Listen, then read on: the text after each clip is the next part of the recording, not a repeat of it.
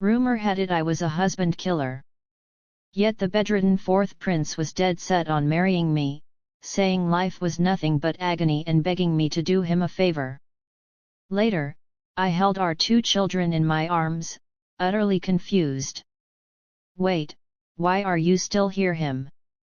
Could the imperial consort please try a little harder? On the very first day I returned to the capital, I killed my first fiancé, the eldest son of the Minister of Rights, after drinking with courtesans at the Spring Breeze Tower, fell from the upper floor and died. I'd barely even met the man before this, but the title of husband killer was now firmly mine. According to everyone in the Prime Minister's mansion, the young lady hasn't been back to the capital in 10 years, and Master Li was perfectly fine. How come he dies the moment she returns? Her fate's just cursed. That's all. What young lady? If it weren't for our mistress taking pity on her, she'd probably waste away alone in that bitter cold place for the rest of her life. Sigh. I told them I was perfectly happy staying alone in my hometown. Why did my useless father, so easily swayed, have to drag me back, all to show off the generosity of his second wife? He really went to great lengths. Truth be told, my status in the Prime Minister's mansion was rather awkward, for my mother was my father's first wife. They'd both been poor once, a well-matched pair. But then my father topped the imperial examinations and rose through the ranks in the blink of an eye amidst the capital's princesses and ministers' wives. My mother stood out like a sore thumb. Before long, my mother passed away, and I was sent back to my hometown ostensibly to recover from an illness. But in truth, to make room for someone else, I didn't care. Though life in my hometown was free and easy, far happier than anything the capital could offer. So I was miserable after returning. My father's current wife came from an aristocratic family. Aside from giving birth to a daughter and no other children, she was faultless. She'd even thoughtfully helped my father take several concubines. It was just that all these years not a single child had been born to them. Thus, my father finally remembered I existed. A daughter, if nothing else, could be used for a political marriage. But no one expected the fiancé to die before the wedding date was even set. Later, my father betrothed me to the young master of the Southern Pacification General's mansion, and he too fell off a cliff and died while hunting with friends. My reputation as a husband killer resounded throughout the capital. So I decided to go to the mountains to pray to the Buddha and rid myself of this bad luck. And it worked amazingly enough. The next day, the emperor issued an imperial edict, betrothing me to the fourth prince, me. Everyone in the capital knew the fourth prince had been frail since birth. Folks said he wouldn't live past his 20th birthday. That was why, despite having an exquisitely handsome face, no one had dared to marry him all these years. Young lady, what do we do? The master and mistress actually agreed. Yulan, the maid who'd grown up with me, paced around in a panic. If you marry him and end up a widow, pa whatever will we do? I comforted her. The imperial edict is unbreakable. Besides, a living widow and a dead widow are pretty much the same. Look on the bright side. Maybe he'll die before I even marry him. Zhu Xiang, my half-sister, smiled and congratulated me. The fourth prince is a man of celestial grace. Gentle as jade, he'll surely treat you wonderfully in the future. I'm truly envious. Me, if you're that envious, I can save you a spot as his second wife. Her face froze instantly, and she fell silent. But the fourth prince must have had some true dragon luck in him, for he stubbornly clung to life until our wedding day. On our wedding night, I stared at the man before me, black hair, dark eyes, exquisitely handsome, yet sickly frail, and fell into thought. Should we just go to bed directly? Before I could lie down, however, the man grabbed my wrist first. I've long heard of Miss Goose's reputation. I beg you, grant me a quick death. I hesitated for a long while, Your Highness. This concubine has no objection, but you're in such poor health. Perhaps tonight we should forget it. It's more important to take care of your body. Yunjing fell silent for a moment, seemingly gritting his teeth. I'm talking about the husband-killer thing. This illness is tormenting me. I beg you, do me this favor. 2. I was in a tough spot. I'd slaughtered pigs and chickens plenty of times back in my hometown, but I'd never actually killed a person. Besides, if my husband died in my bed on our wedding night, it would be so inconvenient for me to remarry later, my eyes brimming with tears. I held Yunjing's hands. Your Highness, what are you saying now that I've married you? I shall stay by your side for all eternity. A flicker of emotion crossed Yunjing's eyes, and then he slowly broke into a faint smile. The candle light flickered. The man was breathtakingly handsome when he smiled. His face just pale to an extreme like a delicate white flower that inspired pity. Miss Gui is gentle and virtuous in the bloom of her youth. How could I make you waste your life on me, who had no intention of dying with him? I said each word slowly. Your Highness, you have great fortune in your veins. You will surely recover at the very least. Hold on for a while longer. I'd finally escaped the Prime Minister's mansion, free from those gloomy stares for once. I could enjoy a few carefree days. Though Yunjing was a sickly man, he was a royal sickly man. As long as he was alive, people would have to give him face, wouldn't they, abiding by the principle of clinging to this thigh for as long as possible. I had to be the most beautiful princess consort ever. If I kept this man happy, he might even leave me a lot of silver in the future. At the thought of this, my eyes re-ened. And I whispered, Your Highness, you are my only family now. Everyone in the capital knew about the mess in the Prime Minister's mansion. Saying this, anyone would think of the miserable life I'd led there. If not for selling my misery now, when Yunjing was stunned after a long while, he stroked my hair and sighed softly. Since we are husband and wife, I shall protect you for all time. I tucked him into bed. Earnestly. Then, a single tear glistening in my eye, I pressed my lips together and smiled at him. Your Highness, you are so kind. Yunjing was the fourth prince, titled Prince Yat, and I thus became the rightful princess. Life in the Prince Ung's mansion was blissful.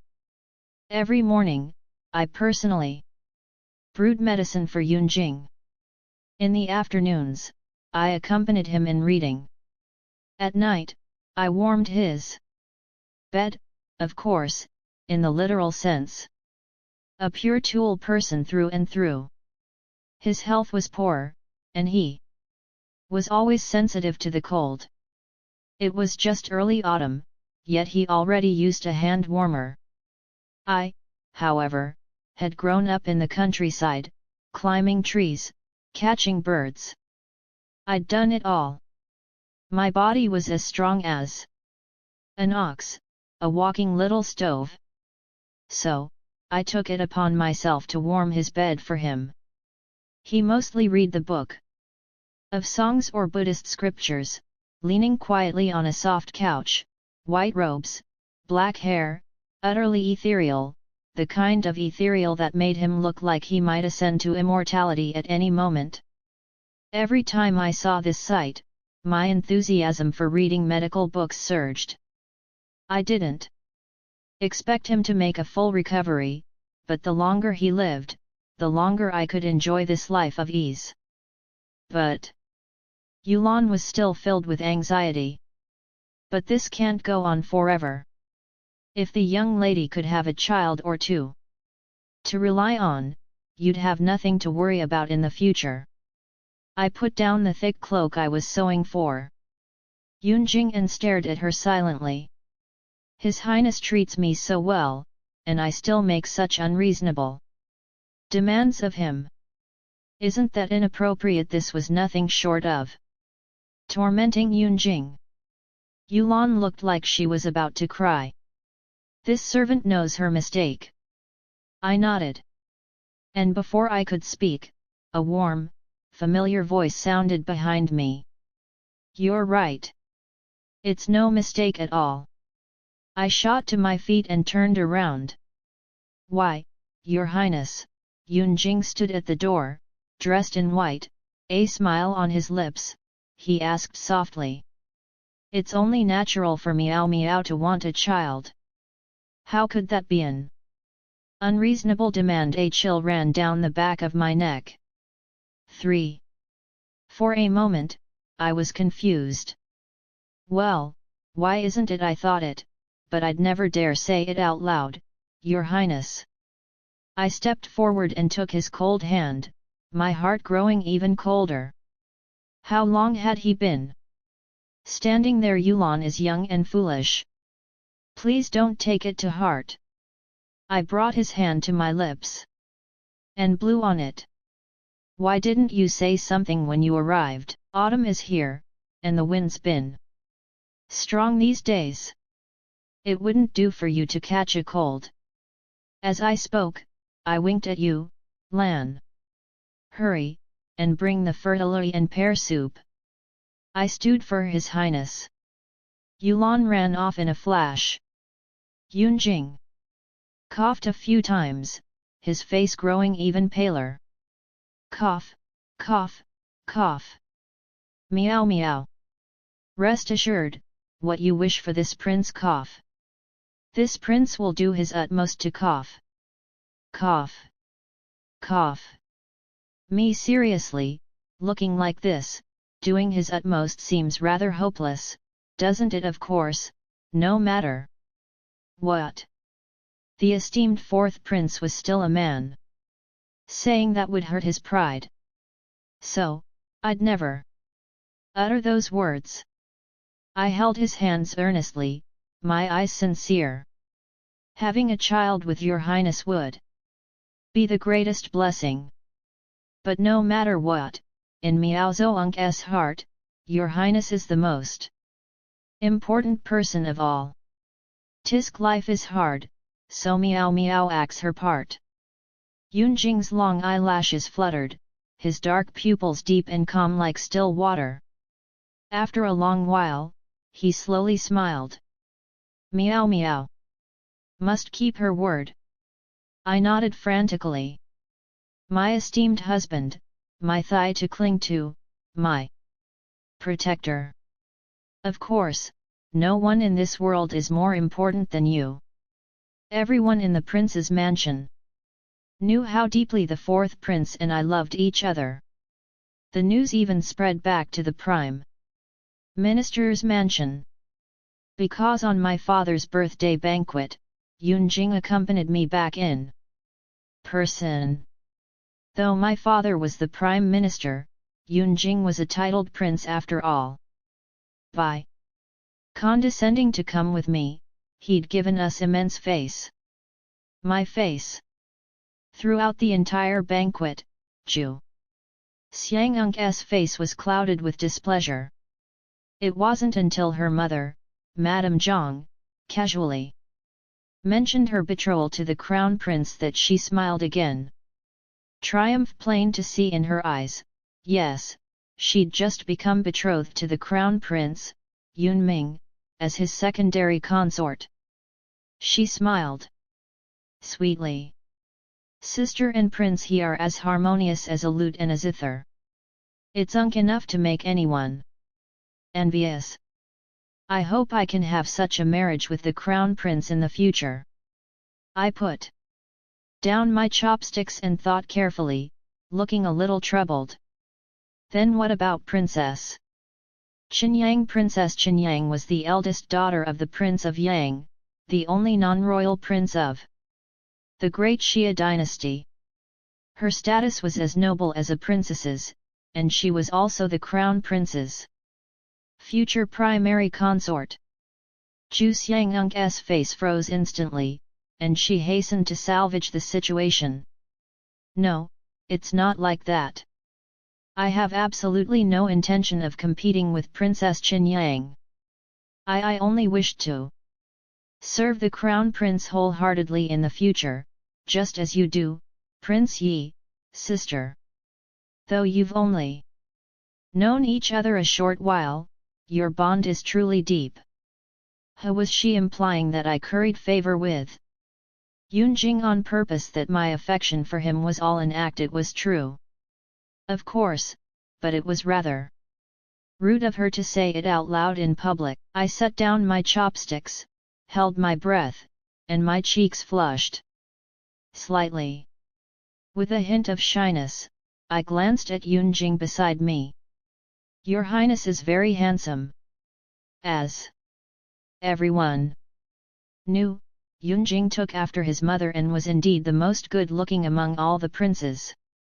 As for Crown Prince Yunming, well, he looked just like the current emperor, rather stocky. I looked at her earnestly, but feelings can be nurtured. Given time, your bond will naturally grow deep, too. Zhu Xiangung's features twisted slightly. Yunjing beside me seemed to let out a soft chuckle, for rumors of Yunjing and I falling in love at first sight spread throughout the entire Great Xia. So much so that the emperor specially summoned me to join the autumn hunt. As Princess Yat, I was certainly entitled to go, but that was the problem.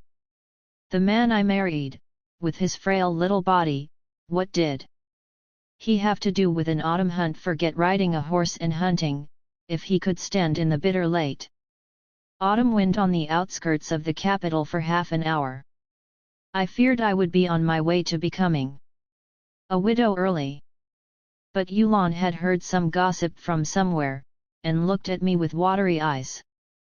Miss, I heard His Royal Highness, the fourth prince, is only going this time for you. How so? Yulan counted on her fingers. His Royal Highness has been frail since he was in his mother's womb. So, he has never participated in the autumn hunt. Only 3 years ago, the Crown Prince invited a famous doctor to tend to His Royal Highness's health, and he really improved a great deal. The Emperor was overjoyed, rewarded the Crown Prince, and even specially let His Royal Highness go to the autumn hunt. But His Royal Highness caught a cold. There, lay abed for a month when he came back, and almost Yulan lowered her voice. For this matter, the Emperor flew into a terrible rage, saying the doctor the Crown Prince invited was a quack. He not only severely punished the Crown Prince, but also exiled that doctor. There seemed to be nothing wrong with this story. Yet, something about it felt off. In the end, it was still Yunjing's own poor health, but who let him have a face almost identical to his mother's? Rumor had it that the former consort Rome was the most beautiful woman in the harem. Beloved by the emperor all her days, though she came from a humble background, she had firmly established herself in the palace with just her face. Sadly, beautiful flowers fade early. She suffered a massive hemorrhage when giving birth to Yunjing, and passed away on the spot. Thinking about it this way, Yunjing seemed a little more pitiful than me. At the very least, I still remembered what my mother looked like. But Yunjing had never even laid eyes on his originally. The emperor didn't plan to let His Royal Highness go this time either, but he said that you've been in the capital from the northern moors for so long and haven't had much chance to go out and see the bustle of the capital. This is a rare opportunity and he wants to accompany you. Yulan covered her mouth, her eyes brimming with the look of someone who had just seen a perfect love match. Though His Royal Highness is in poor health, his treatment of you is truly impeccable. I hesitated for a moment. That may be true, but these people in the palace have such loose lips. Yunjing hadn't even told me this himself, yet they all knew it better than I, his legitimate princess. Yolan's eyes widened. So, you're not going? Of course, I'm going. I straightened my back. His Highness's heart is true to me, and mine is the same for him. Woohoo! It's been so long since I've had roast rabbit. The rabbits in the imperial hunting ground must be plump, right? I was right. The rabbits in the hunting ground were indeed plump. Perfect. The only downside was that I got lost. To be precise, Yunjing and I got lost together. It was quite a ridiculous story. Originally, Yunjing and I won a real invalid and the other faking dignity. Even if we went to the hunting ground, should have stayed in a warm tent playing cards and waiting for food. No. Waiting for the crown prince and the others to return with a full haul. But perhaps the weather was too perfect. The sunlight filtering through the forest, dappled tree shadows, piles of fallen leaves, making people relax unconsciously. I wanted to pick some pine nuts, and Yunjing readily agreed. I had planned to only stay on the edge.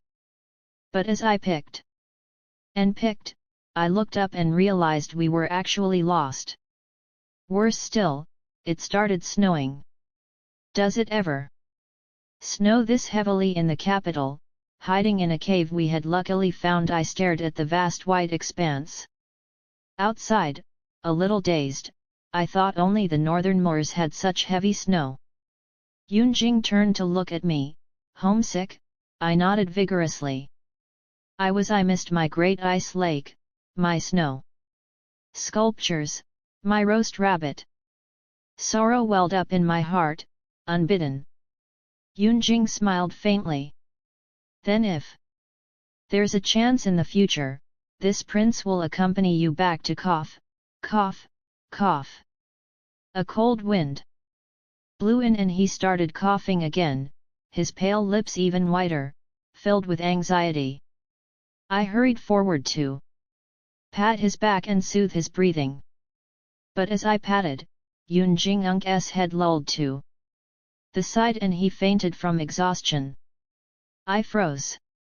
Oh no, I really am a husband killer. The snow has sealed the mountain. What if Yunjing freezes to death here? 5. After thinking for a long time, watching Yunjing's face grow paler and paler, I gritted my teeth and simply stepped out of the cave. Then I dug a branch out of the snow, made a slingshot by hand, and shot a rabbit dead on my way back. Inside the cave, a bonfire burned quietly, and the rabbit sizzled, dripping with oil. I held Yunjing and moved closer to the bonfire, staring eagerly at the golden brown, fragrant roast rabbit meat. Maybe I should eat first. Who knew when Yunjing would wake up? With this thought, I reached out and tore off a rabbit leg directly. Yet, before I could take a bite, Yunjing suddenly stirred and slowly opened his eyes. I immediately pounced on him. Your Highness, you're awake. Yunjing gave me a weak smile. Then his gaze drifted down, fixing on the rabbit leg in my hand. His expression seemed a little dazed. Meow. Meow. This is where did this come from? It would be rather inappropriate to say I shot it myself. After all, I was the gentle and dignified princess. Yet, my frail, helpless husband might not have a strong heart. It was better to be gentle.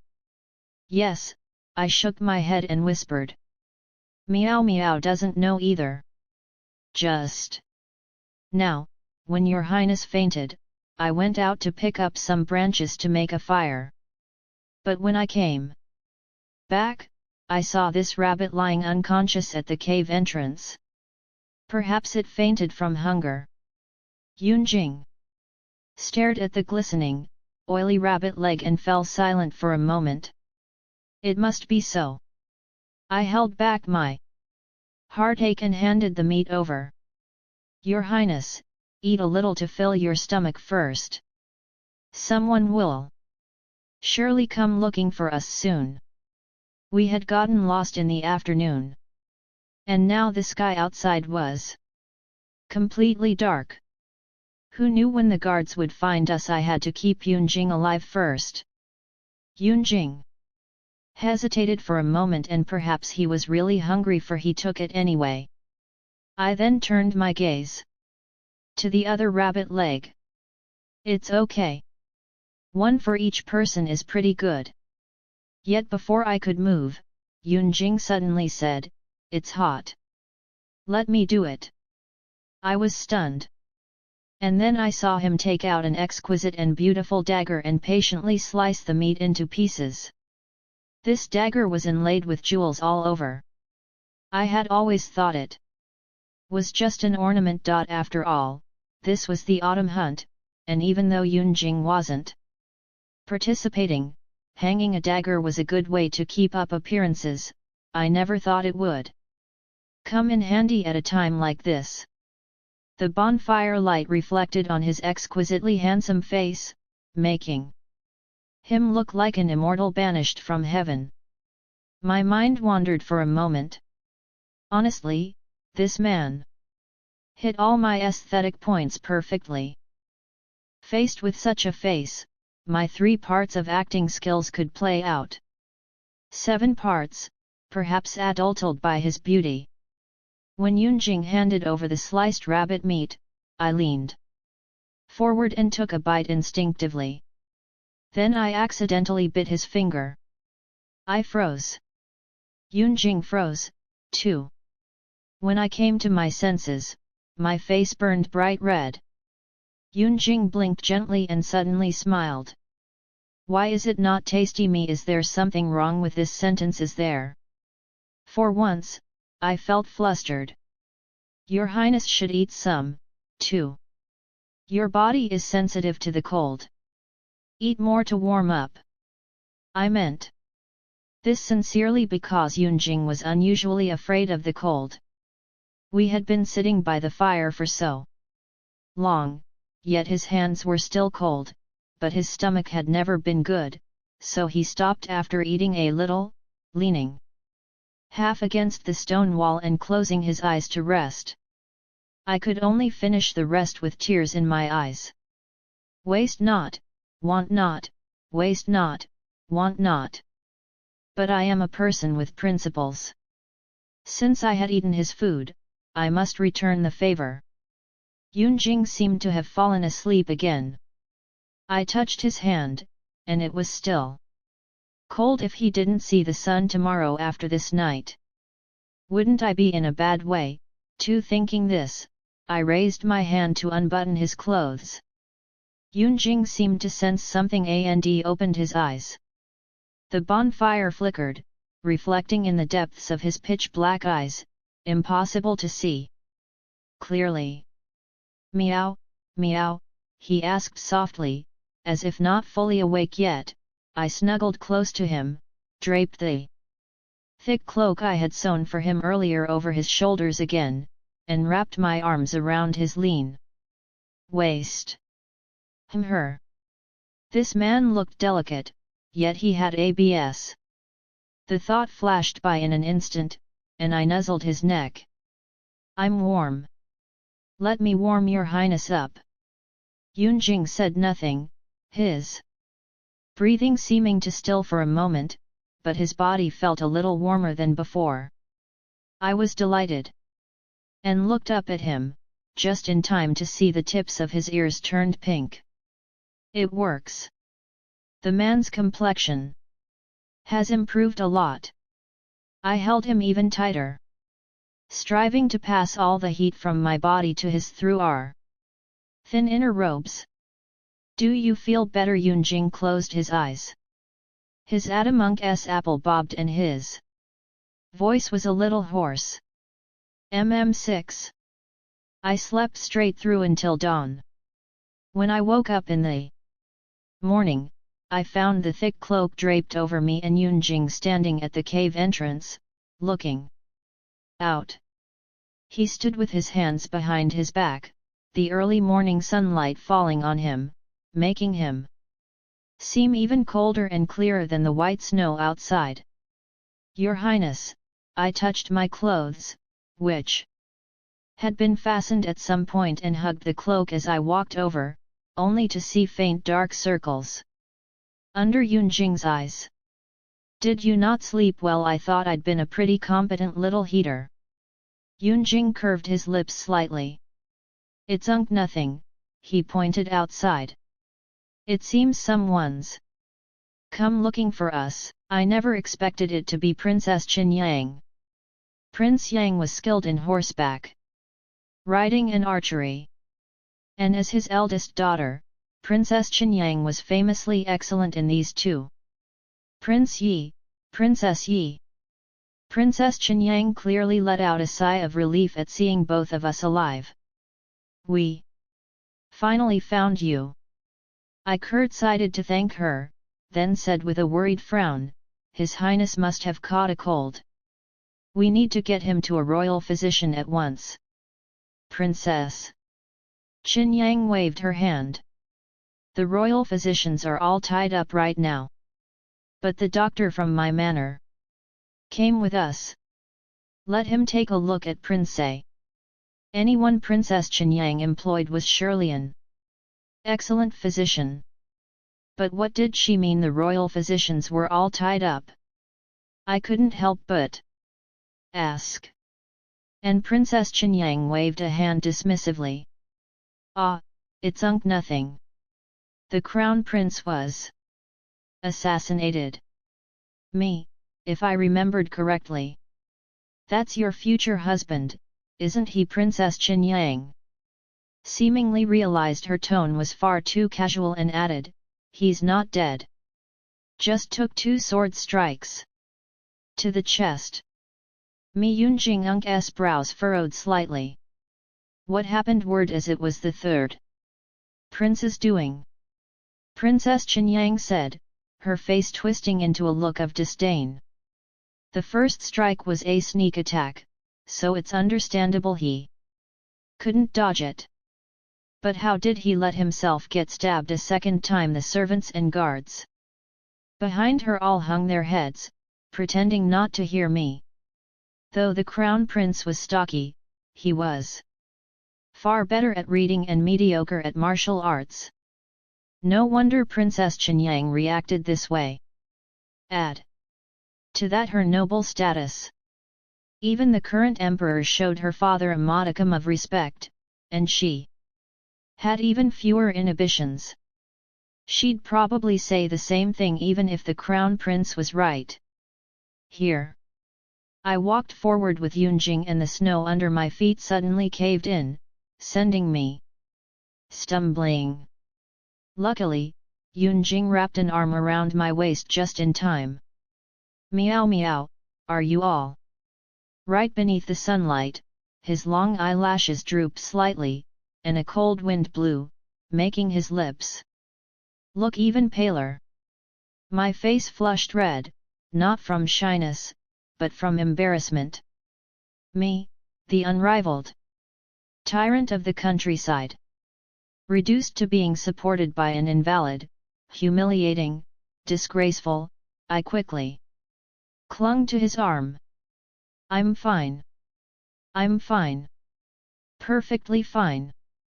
Princess Qin Yang's gossipy eyes darted between the two of us, and a strange smile suddenly spread across her face. It seems the princess, he had quite a hard time taking care of Princey last night. Talk if you want. Why are you smiling? Yunjing ignored her words, only lifting a hand to feel my forehead, his brows furrowing slightly. You have a fever. He then looked at Princess Qin Yang. Please tend to meow meow first. Princess Qinyang clicked her tongue and with a look of regret waved at the doctor behind her. When we got back, I found out a lot had happened that night. The third prince had sent men to assassinate the crown prince, leaving him severely wounded. The emperor flew into a rage and threw the third prince into the imperial prison. Overnight, the court was thrown into an uproar. And because Yunjing and I had been stranded in the mountains all day, we'd missed it all perfectly. But Yunjing Unk's condition was no better.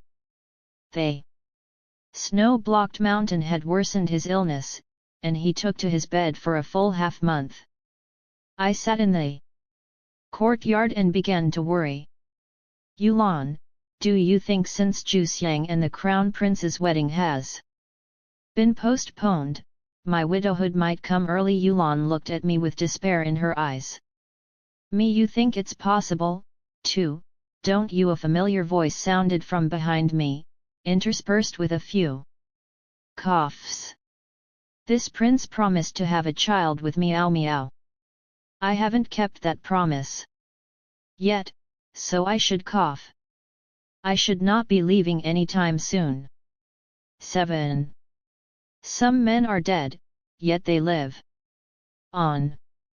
Some women are alive, yet they might as well be dead. I think my eyes were even more despairing than Yolan's at this moment.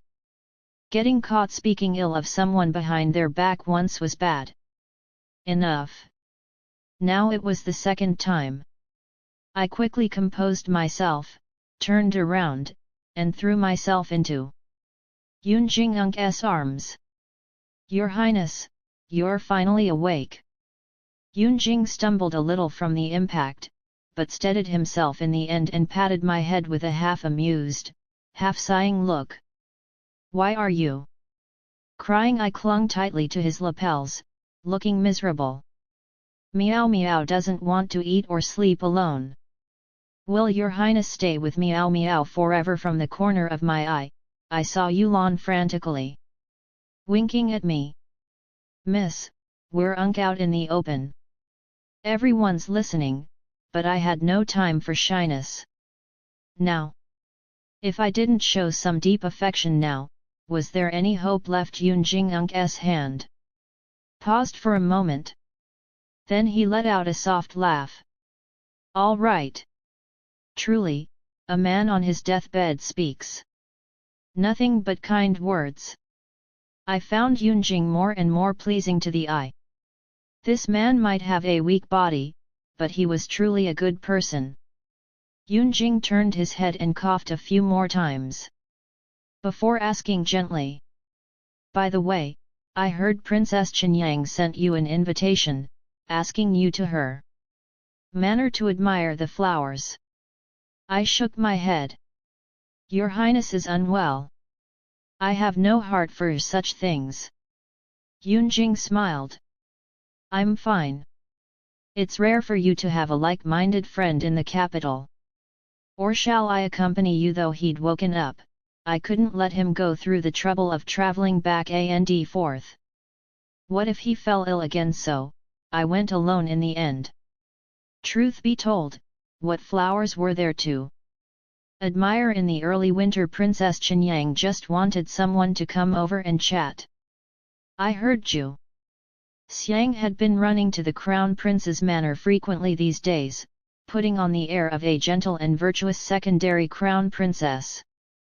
As for Princess Qinyang, she either rode horses and played pitch-pot or admired flowers and drank wine.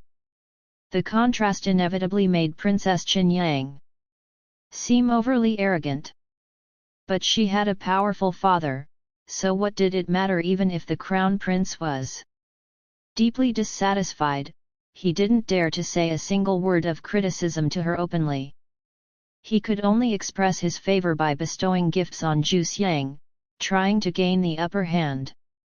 The trinkets he gives aren't even worth my notice. Only those country bumpkins who've never seen the world treat them like treasures and show them off all day. Princess Qinyang grabbed a handful of melon seeds, her face full of disdain. I nodded earnestly. It was the truth, beloved as she was. Princess Qinyang was far more wealthy than the crown prince. Hey, by the way, help me pick one. Which one do you think is the best? Princess Qinyang said and had a stack of scrolls brought over. The one who brought them was a slender young man with cold eyes and a straight back. I opened them curiously. Then my mood grew extremely complicated. So when you said admiring flowers, you meant admiring men. I'd long heard that Princess Qinyang kept a troop of pretty boys in her manor. But this bold display of picking one out in the open was a first for me. Seeing that I'd been silent this whole time, Princess Qinyang nudged me with her elbow. Ever since I found out you chose to marry the fourth prince, I knew you had good taste. Hurry and help me pick me. Is this a compliment or an insult? I looked for a moment, then pulled out one scroll. This one. Princess Qinyang glanced at it. Jia Yang, nice choice. The top new selection from the Autumn Breeze Pavilion. I spent a pretty penny on him. I lowered my voice. Actually, I think none of these compare to the one who brought the scrolls. Princess Qinyang didn't even lift her head, snorting lightly. How could he compare to these men? Just a little beggar from a fallen noble family. I instantly knew his identity. The only son of the former Minister of War, Xiao. A few years prior, the Minister of War had been implicated in a major case and his entire family was arrested and their property confiscated. It was Princess Qinyang who stepped in and saved Xiao. Sadly, the once talented and elegant young master had been reduced to a lowly commoner overnight. Xiao Kai seemed to have heard her words, but his expression didn't change in the slightest. He stared stubbornly at the ground, motionless. Princess Qinyang put the scroll away, then looked at the young man. Tell Zhang I'll go see him tonight. Xiao pressed his lips together, his voice still cold. Yes, Your Highness. After Xiao left, I said, if Your Highness likes him, why treat him this way? Princess Qinyang shot me a look. For me. Don't talk nonsense. I'm betrothed to the crown prince. After all, why didn't you say that when you were picking out pretty boys just now after leaving the princess's manor? I didn't expect to run into Zhu Xiang on the street. She sized me up from head to toe, touched the valuable red coral hairpin on her head, and smiled triumphantly. What's wrong? Is the fourth prince still unwell? He didn't even accompany you out, I sighed. The third prince hasn't even had his 7th day of mourning yet. Isn't it inappropriate for you to wear that hairpin? Zhu Xiang's expression froze instantly. 8. Speaking of the third prince's suicide in prison, it was quite a sad affair. During the autumn hunt, his plot to assassinate the crown prince was exposed. The emperor flew into a rage and had him thrown into the imperial prison on the spot, but the case had dragged on ever since. Word was the third prince had gone on a hunger strike to protest, claiming he was framed and refusing to confess no matter what. The emperor, perhaps still clinging to the father-son bond, saw that the crown prince's injuries were gradually healing and the third prince's attitude was so unyielding, and decided to order another investigation. But just as the case files were delivered to the Delhi Temple's desk, the third prince bashed his head against the prison wall and died. The jailer in charge had been drinking that night and failed to notice. By the time he realized something was wrong, the third prince had already been cold for quite a while. There were far too many coincidences in this matter. Many said the third prince had felt guilty when he saw the emperor was truly going to reinvestigate and thus took his own life. A few others, however, cast suspicious glances at the crown prince. These few others seemingly included the current emperor himself. It was no wonder the emperor was suspicious. He only had 4 sons left. Now, the second prince had died young. The fourth prince, Yunjing, was an invalid said not to live past 20, and the youngest fifth prince was only 3 years old this year, still tottering when he walked. Thus, the only ones with a real chance at the throne were the crown prince and the third prince. Now that the third prince had died such a suspicious death, it was only natural for everyone to think the worst. Everyone except Zhu Xiang, that is this simple-minded young lady from a noble family whose only thought was that no one could now compete with the crown prince, and her position as consort was secure for good. Add to that Princess Qinyang Unk's growing disrespect for the crown prince. With feasting and revelry every night at her manor, their betrothal might not even last. In that case, it wasn't impossible for Zhu Xiang to dream of becoming empress one day. She never stopped to think that all of this was predicated on the crown prince actually having the ability to sit on that throne. Zhu Xiang's expression shifted and she stepped forward, lowering her voice. Sister, you can eat whatever you want, but you can't talk. Nonsense! The third prince disregarded filial piety and brotherly love to assassinate his elder brother. His heart was already worthy of death. Now has committed suicide out of guilt. What more is there to say? She let out a cold laugh, triumph shining in her eyes. You might not know this, sister, but the emperor specially sent the crown prince to handle the snow disaster in Fangzhou this time. Didn't he? The heavy snow during the autumn hunt had not been an accident. After that, several more blizzards hit the north. With Fangzhou suffering the worst, tens of thousands of common people were displaced, homeless, and hungry. Recently, many refugees from Fangzhou had fled to the capital, their clothes tattered and their bodies gaunt and bony. At a time like this, the emperor sending the crown prince to relieve the disaster could be considered an important task entrusted to him in a way. But whether it was the emperor's own initiative, or he had no other sons to choose from and was forced to do so, was anyone's guess. He certainly couldn't send Yunjing. After all, a single gust of the 12th lunar month's cold wind. And what if the emperor lost another son? No wonder Zhu Xiang was so arrogant, her face written all over with joy. I nodded. It's truly a hard job, freezing cold outside.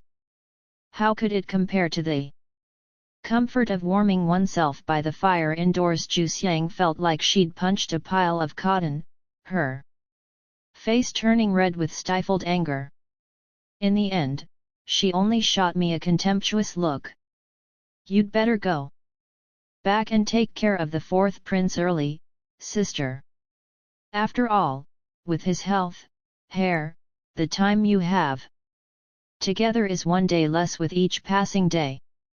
You must cherish it. I looked at her with sympathy. You're right. Unlike you, the crown prince and Princess Qinyang are both in good health. The days you'll spend waiting on them in the future are indeed going to be very long. Zhu Xiang's face turned white with rage, and she raised her hand to slap me. You! Her slap never landed, for a distant calm voice rang out. What is Miss Zhu Tu trying to do? Zhu Xiang jumped in shock and turned around. A carriage had arrived unannounced. its curtain drawn aside to reveal half a face as cold and elegant as jade. Yunjing 9. His dark eyes looked over quietly as if it were just a plain question. Yet Zhu Xiang shivered. Why, Your Highness, the fourth. I was also quite surprised and skewered over. In small steps. Your Highness, why are you here? Yunjing's gaze fell on my face. I grew tired of being alone at home, so I thought I'd come pick you up. As he spoke, he looked at Zhu Xiang again, the corners of his lips curving slightly, yet there was no warmth in his eyes. If this prince remembers correctly, Miao Miao is your elder sister. Besides, Miss Qiu too hasn't married into the crown prince's manor yet. Has she? Such behavior seems inappropriate. In other words, she had no right to raise her hand to me. Zhu Xiang was flustered beyond measure, no matter how arrogant she was. Yunjing's status was far above hers. Moreover, she had always maintained an image of gentleness and generosity. To be caught in such a moment by Yunjing, how could she not be nervous and flustered? Why, Your Highness, I didn't. A gust of wind blew, and I ignored Zhu Xiang, hurrying onto the carriage. Your Highness, let's go back early. Yunjing looked at me, his thin lips pressed together, his voice cold. Qiu Miao Miao. Though my body is weak, I can still protect my wife. Did this man seem angry? Right. Zhu Xiang daring to lay a hand on me was nothing short of slapping him in the face. I let the carriage curtain fall in one swift motion. Then went to hold his hand, coaxing him patiently. You know your body is weak, don't you? A single gust of wind and you'll catch a cold again. It's not worth it for someone like her.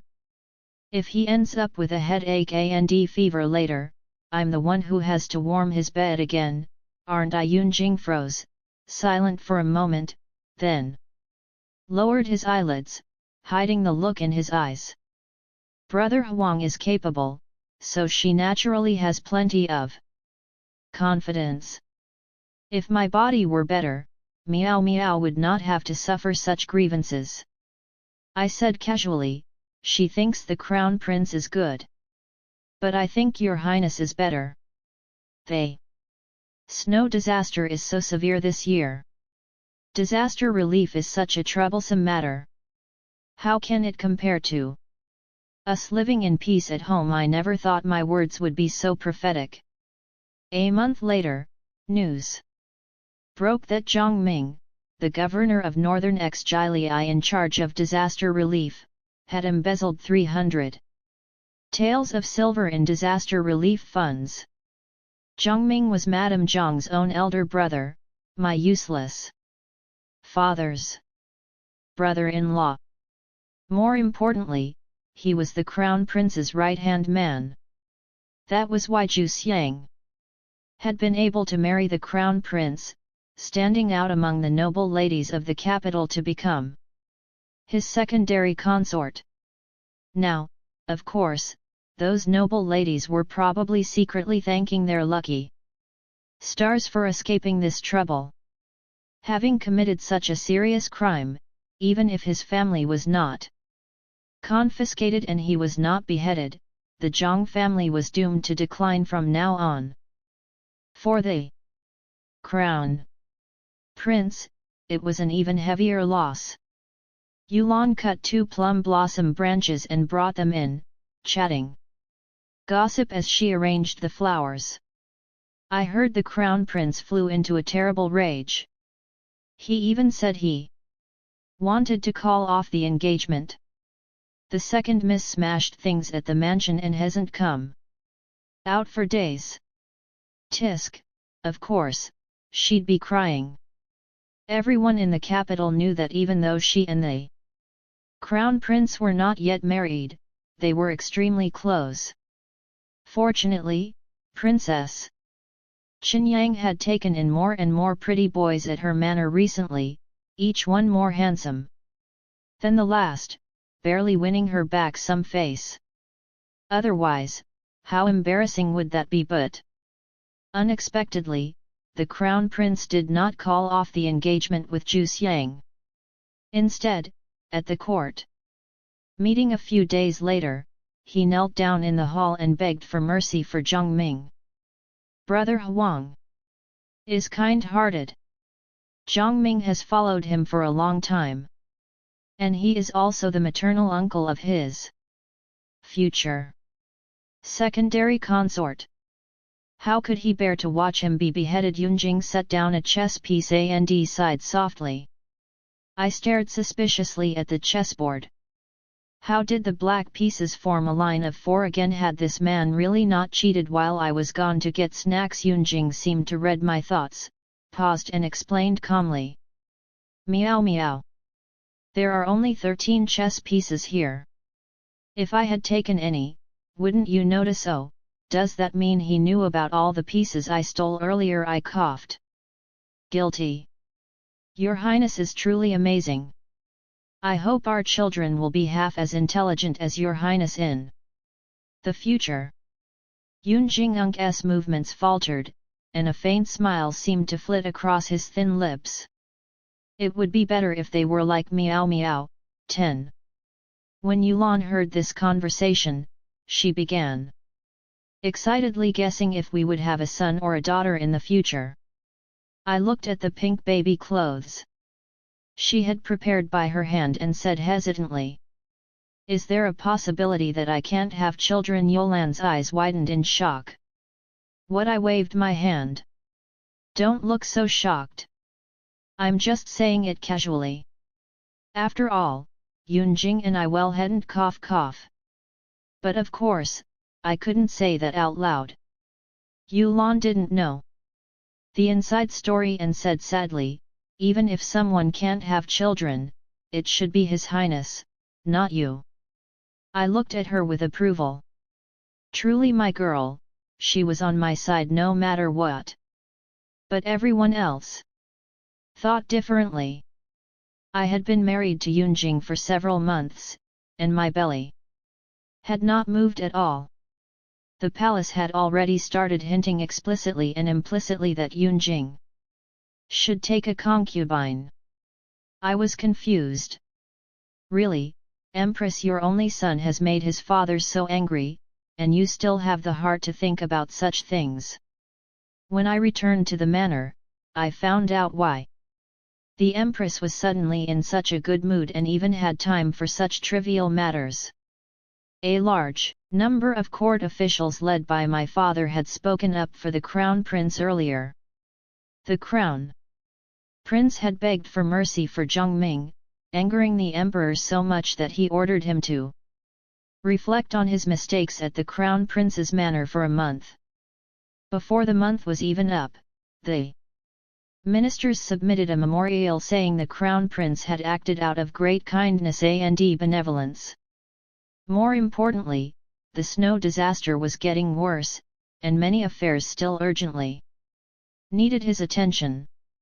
Recently, the Emperor's health had also been poor, and he had been ill several times since the start of winter. At a time like this, the Crown Prince naturally had to shoulder the heavy responsibility. The Empress thought everything was secure and apparently many others thought the same. Me. So I had to go find Yunjing and speak to him euphemistically about taking a concubine. Your Highness, the Empress said, the third miss of the Minister of Rights family has admired you for a long time. What do you think? Yunjing lifted his eyelids slightly. What do you mean by that? Meow meow. I recalled. Though the third Miss Li is a concubine's daughter, I heard she has a gentle temperament and is an excellent chess player. If she enters the manor to accompany you, your days might become much more interesting. Yunjing asked in return. So, you're not angry? I looked surprised.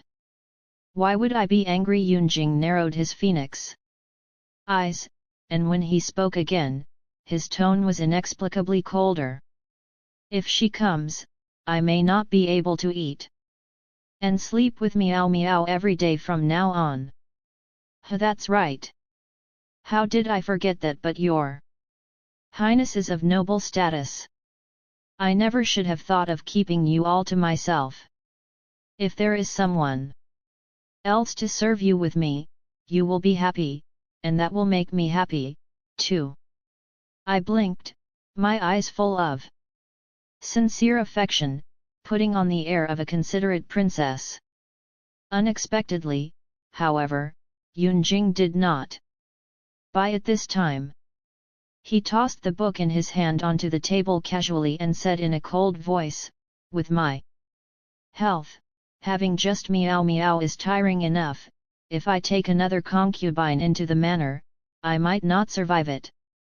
Me, when I came to my senses, the maids and servants waiting in the courtyard were looking at me in a very strange way. A surge of anger shot straight to the top of my head.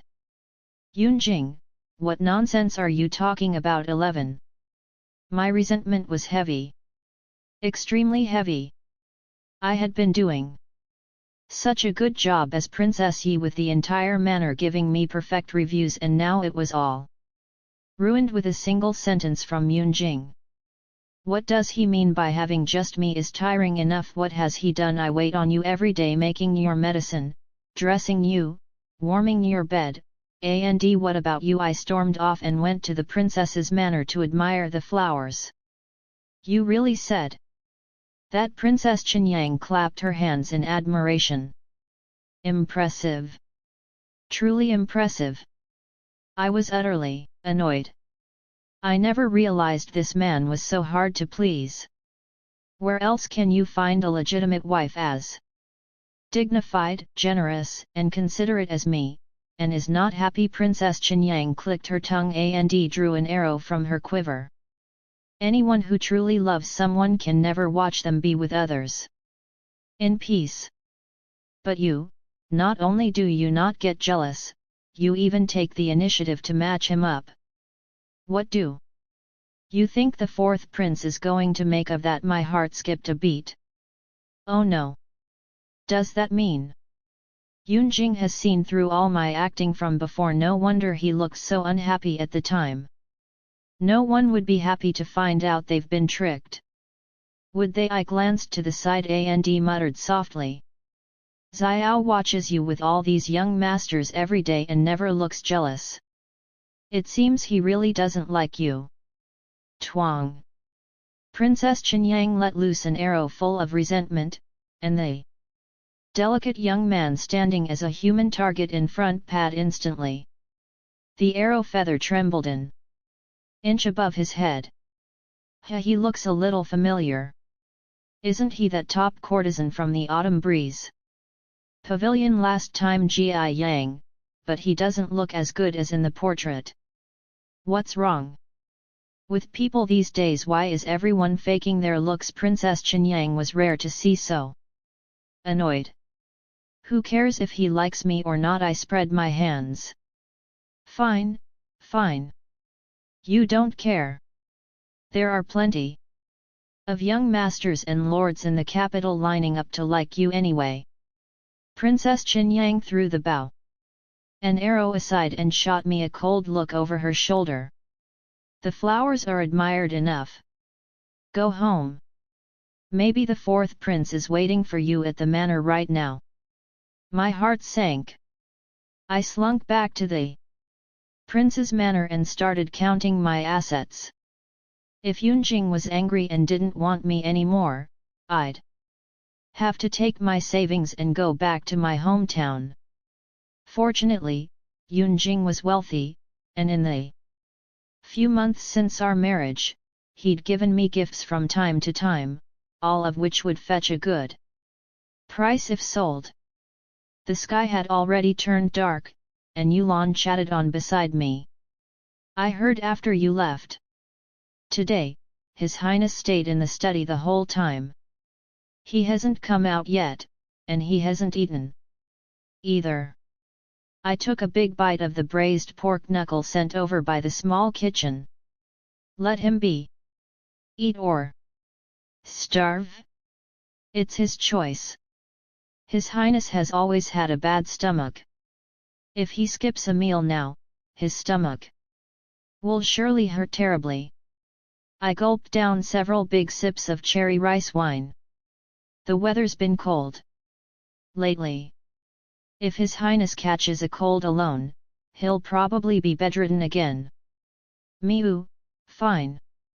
I'll go check on him.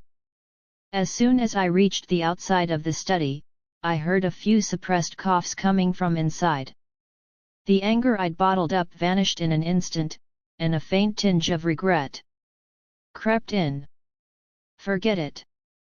This man probably doesn't have many days left. Why bother arguing with him? Not to mention, in the months since our marriage, Yunjing has treated me impeccably. I was just about to raise my hand to knock when the door opened from the inside. The night was thick with a light flurry of snow floating in the breeze. The glow of the colorful glazed lanterns fell on his cold jade-like face, gilding it with a warm hue. And in the depths of his dark eyes, there seemed to be an indescribable emotion. In that moment, I suddenly had an inexplicable feeling that he had been waiting for me for a long time. 12 We just fought during the day, so seeing each other now was rather awkward. I could only speak stiffly.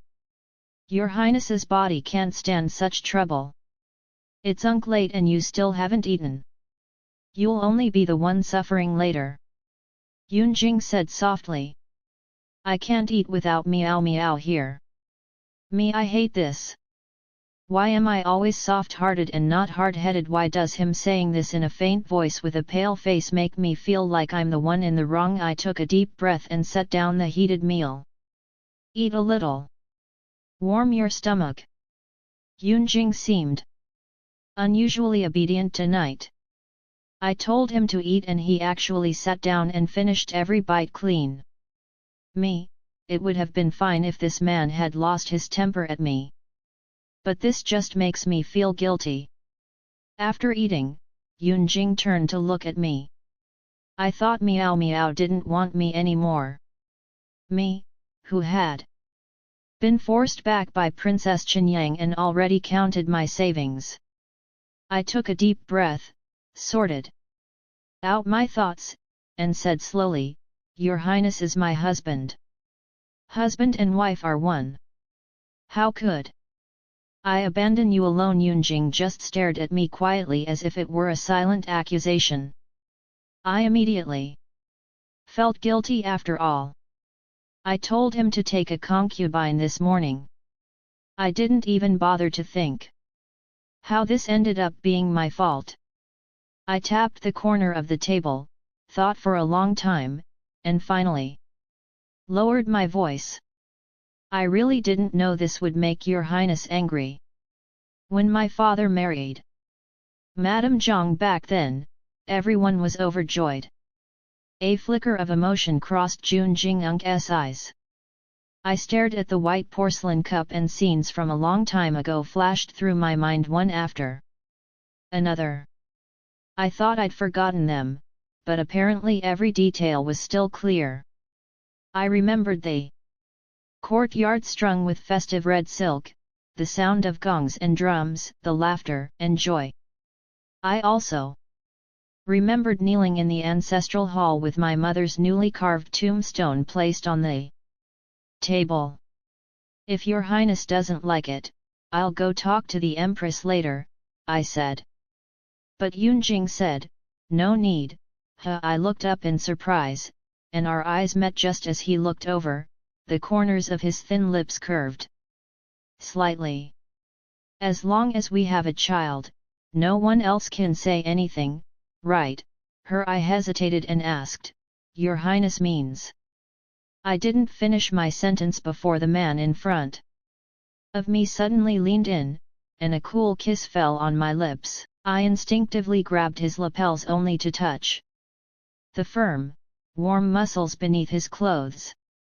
Our breaths mingled, and the faint cherry wine aroma that lingered on me suddenly grew intense, making my whole body hot and my head dizzy.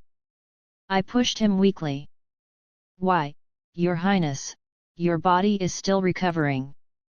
You shouldn't force yourself." My voice broke between his lips and teeth. In a daze, I heard him let out a soft laugh, his voice an alluring. "It's not forcing myself for meow meow.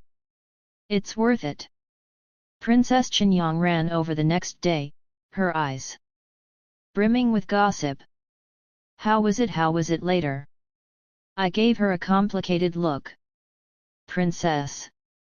Qinyang's eyes lit up brightly. "They say couples fight and make up in bed. Spare no details. Tell me everything. Me, you have so many pretty boys in your manor. You can ask a different one to tell you stories every day and you won't repeat them for a month.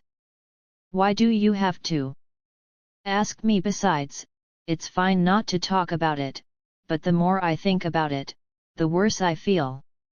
After a long silence, I finally hesitated and spoke. "I think His Highness is really dying."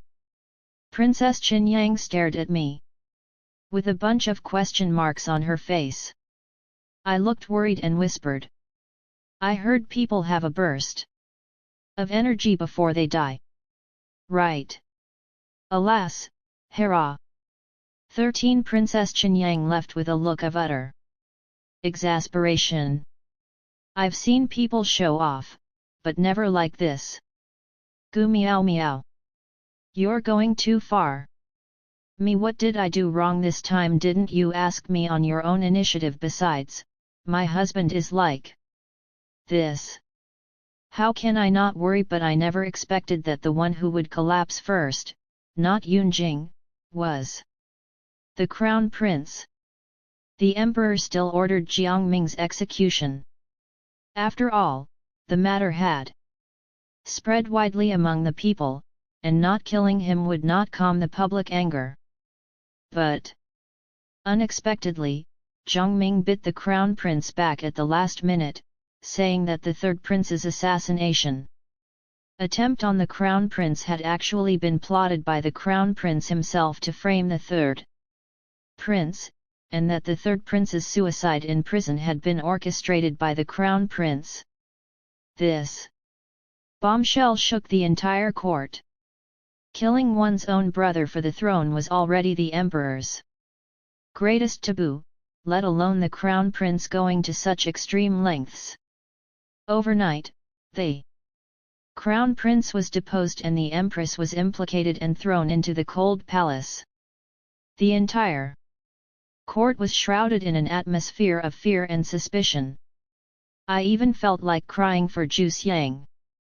I heard her wedding dress was already embroidered, but after all these twists and turns, she never got to marry into the crown prince's manor in the end.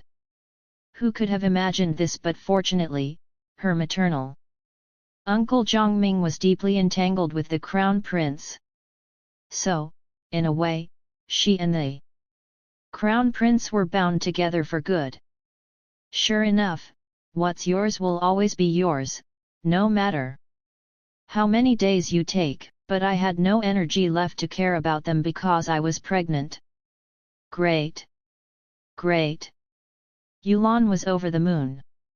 From now on, even if something happens to His Highness, the fourth prince, Miss won't have to worry anymore. I also breathed a sigh of relief and pushed Yunjing away with a solemn expression. Your Highness doesn't have to keep trying anymore. Focus on resting your body for a moment. I could have sworn I saw a hint of disappointment on Yunjing's face. Oh, this man is truly hopeless. Does he even know he doesn't have many days left? I felt even sadder. At this rate, the baby might not even get to see his father. When Princess Qinyang heard the news, she waved her hand and sent a mountain of gifts. I rubbed my eyes, which were almost blinded by the glitter, and looked at her with misty eyes. Your Highness is too kind. These gifts are far too valuable. Which one are you talking about? Princess Qinyang glanced around. My bad. How could I compare my little private savings to Princess Qinyang's wealth? Just as I was thinking, a servant boy came to report that my father was here. Princess Qinyang scoffed. With the crown prince deposed and the Zhang family confiscated, Prime Minister Zhu, who spoke up for the crown prince earlier, is naturally implicated, too. He sent you to the bitter cold northern moors and ignored you for 10 years, and now he suddenly remembers he has a daughter. How convenient. I actually wanted to say I was really happy in my hometown, but what Princess Qinyang said was indeed true. In the half years since I married Yunjing, my father had never once asked about my life at the manor. Now he was here to visit.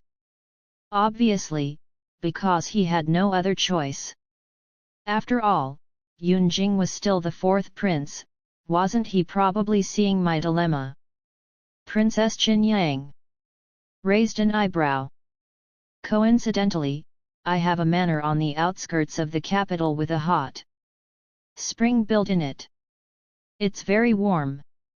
Want to go there and play cards?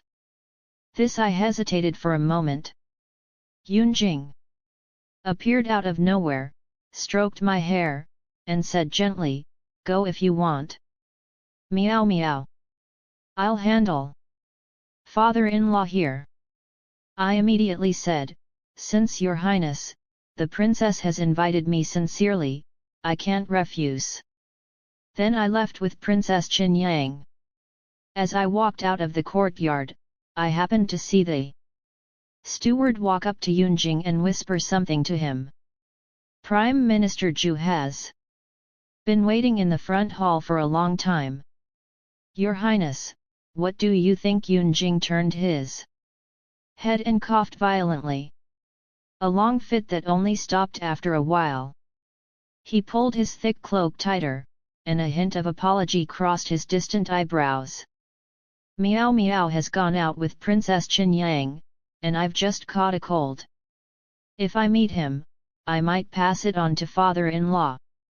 Go tell him that when my health gets better in a few days, I will definitely bring Meow Meow to visit him in person. Me, this is what you mean by handling it.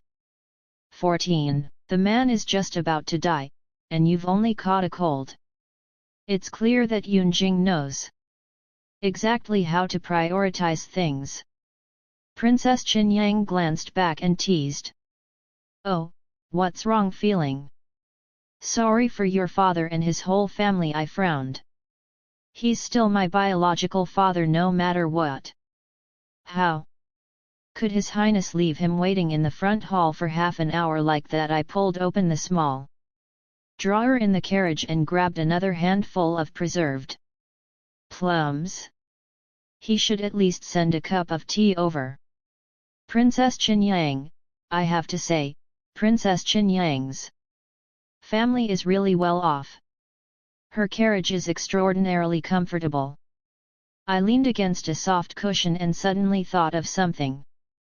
Why isn't Xiao here? Princess Qinyang ordered him around all the time on normal days. Princess Qinyang curled her lips. It's a great day. Why mention him? Bad luck. Oh, looks like she got rejected by him again. I've always been a sensible person. Never ask what I shouldn't. But just because I don't ask doesn't mean others don't want to talk. I have to admit, Princess Qinyang's manor on the outskirts of the capital is lovely. It's not only warm, but also quiet. But The quiet didn't last long at the card table. Princess Qinyang furrowed her delicate eyebrows and threw the leaf cards away in frustration. Our engagement is already broken off, so why is he still refusing me? Oh wow! Yulan and I exchanged a gossipy look. Yulan took the hint and a while later brought over a plate of spicy rabbit heads. Me truly my girl trained by me to perfection. Gu meow meow. Are you even listening to me? Princess Qinyang was extremely annoyed. I stopped gnawing on the rabbit head and hesitated for a moment. Well, why not send for a couple of young masters and practice your archery again? But your archery is already amazing. I think you'd better come eat something. Princess Qinyang got even angrier. He's the one who taught me this archery. And now every time I ask him to compete, he loses on purpose. What's the point? What kind of man is he? He is the former Minister of War's son after all, so he has some skills. But I never thought their relationship ran this deep. She then looked at me utterly speechless. You too, they say sour cravings mean a boy. Spicy mean a girl. You're so fickle these days. I just ate a little more food. You're mad at a man. Why take it out on me? Blame your chef here for being so good. I'm borrowing him later. Princess Qinyang muttered something under her breath that I didn't catch. Are you secretly cursing me, Princess Qinyang? In the evening, just as we were about to head back, we received shocking news. The Crown Prince had staged a coup to seize the throne. 15. It was sudden. Yet, when you thought about it, it was understandable. The Crown Prince had been building his power for years, winning over many important court officials. Now that he'd been deposed in one fell swoop, all his years of hard work had gone to waste. Even if he was willing to accept it, those who were tied to him would never be reconciled after the minister's previous petition. The emperor knew exactly who was on the Crown Prince's side.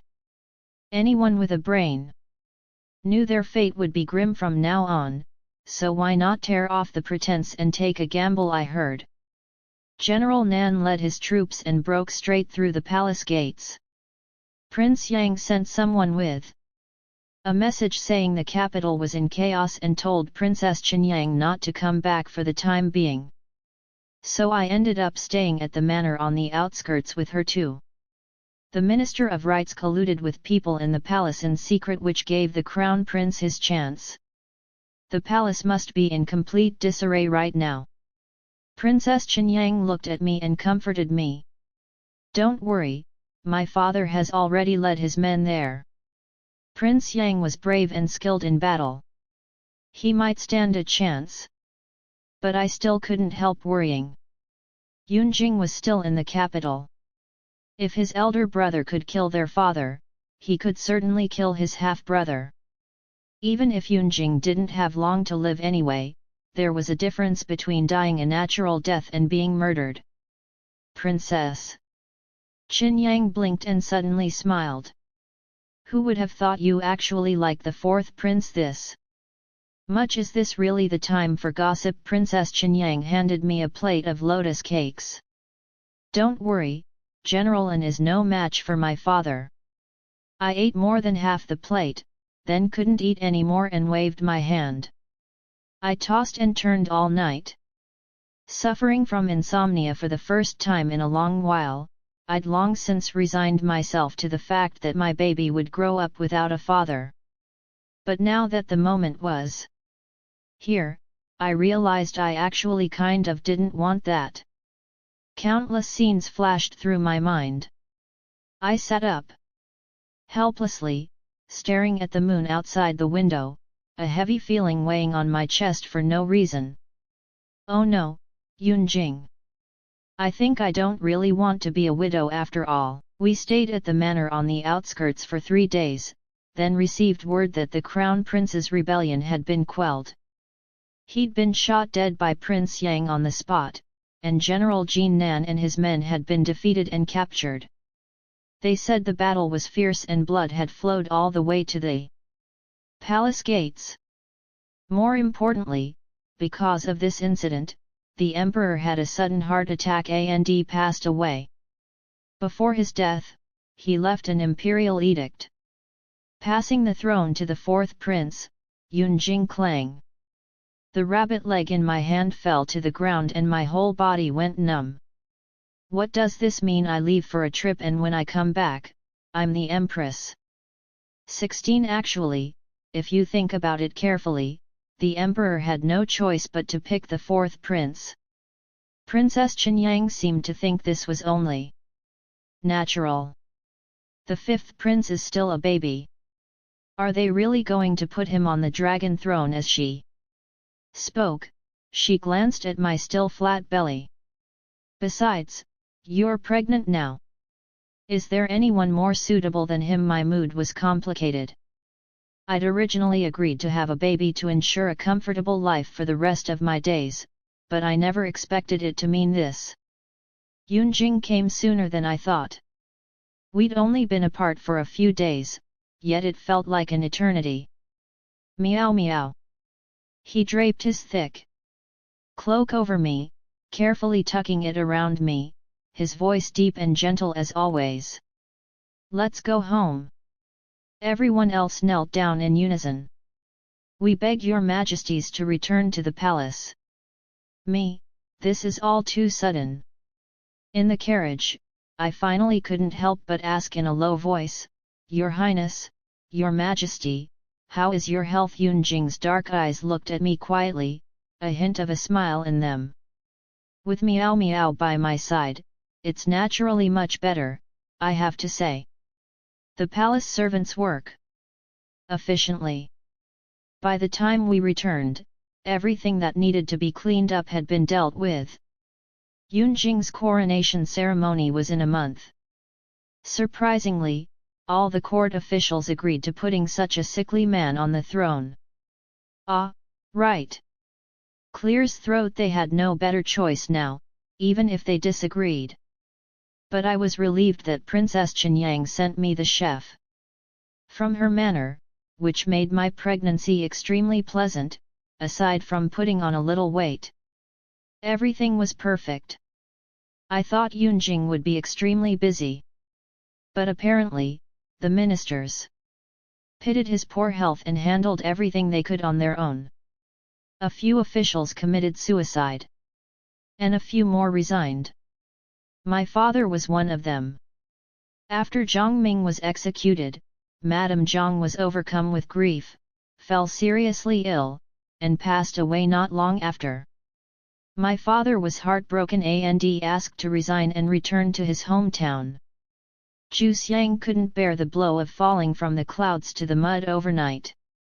After locking herself in her room for 3 days and 3 nights, she shaved her head and became a nun. Princess Qinyang scoffed at this. Phage, at least she's smart.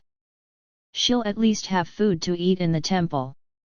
If she'd gone back to that poor place with your father with her delicate body, she'd probably drop dead on the way. I nodded in agreement. Speaking of which, we really have to thank Prince Yang. If he hadn't turned the tide and shot the crown prince dead back then, I might be the one running for my life today. Princess Qinyang curled her lips. He didn't do it. Xiao shot that arrow. I sat up straight. Really? Princess Qinyang got even angrier when she talked about this. My father said it was some kind of test for him. What kind of test is this? His Majesty has already rehabilitated the Xiao family and he still won't come to propose marriage. He's so slow, it's infuriating. I fell silent for a moment. I heard Zhang came back to your manor from the Autumn Breeze Pavilion yesterday and waited for you outside the gate all day. Princess Qinyang suddenly looked guilty. I only did that to annoy him back then. Who knew he'd team up with my father to trick me? That makes sense. Prince Yang and Xiao's father had been close friends. Yet, when the Xiao family got into trouble all those years ago, it was Princess Qinyang who stepped in to save Xiao. Thinking about it now, they must have been plotting for this day ever since then. Princess Qinyang added, "You can testify for me, right?" I grabbed her hand. Before that, could you call the imperial physician for me first? I think I'm going into labor. 17 I never thought I'd be having twins, a boy and a girl. When the two babies were born, crying loudly, I cried, too, overcome with emotion. This is way beyond the original task. Looking at the two chubby little bundles in the yard who had just learned to walk, I couldn't help but lean over and kiss them several times. As I kissed them, an arm wrapped around my waist. I turned around and saw Yunjing, who had just finished court with a rather unhappy look on his face. It seems Miao Miao really loves these two very much. Did some minister make him angry? Doesn't look like it. I hesitated for a moment. Could this man really be jealous of two babies? Surely not. He is their father after all. How could he be so childish? Then he must be feeling unwell. At the thought of this, it finally dawned on me. I grabbed the two babies and asked in a daze, "Wait, why haven't you passed away yet?" Yunjing's expression seemed to freeze for a moment. He probably remembered the words he'd said on our wedding night. After a moment, he raised his eyebrows, bent down, and leaned close, his warm breath brushing against my ear, filled with ambiguous desire. Then, could the Empress try a little harder? I swear I really tried my best. In the end, I was too exhausted to keep trying and simply gave up, feeling hopeless.